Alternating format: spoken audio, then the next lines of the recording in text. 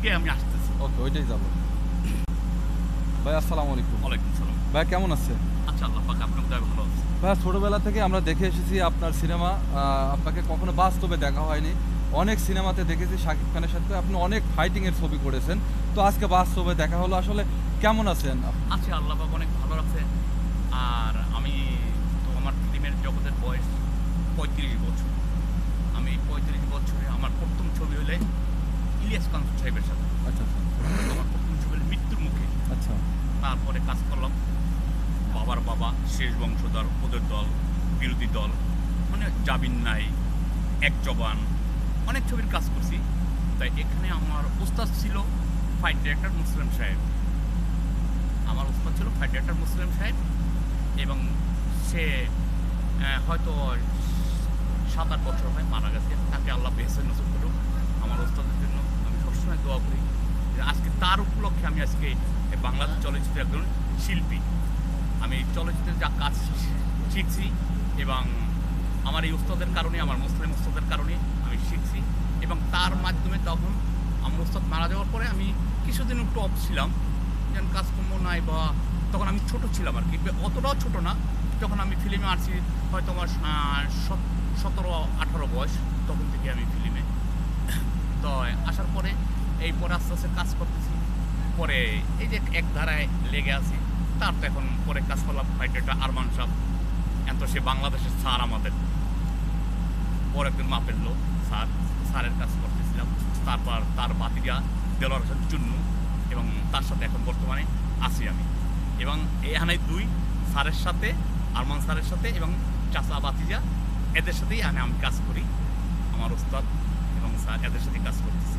হয়তো আমি এখান থেকে কাজ করতে, আমি এখন শাকিব খানের সাইমুন জি হুজুর থেকে আছে, সাইমুনের প্রথম ছবি জি হুজুর, ওই থেকে আমি সাইমুনের দামি ডুমি যা লাগে, আরফিন শুভ, যত রিক্সের শট দামি আছে, গাড়ি চালানো, গ্লাস ভাঙ্গা, ২০ তলার উপর থেকে আরেক বিল্ডিংয়ে যাওয়া, এবং গুন্ডা ডামি, যা ডামি আছে, এটি ইনশাল্লাহ এমন একটা অর্জন করছি আমি বাংলাদেশ চলচ্চিত্র, যে আমার উস্তাদের কাছে আমি সবসময় উস্তাদ আমাকে বলে, ফয়সাল এই শটটা দিতে হবে, পারবি?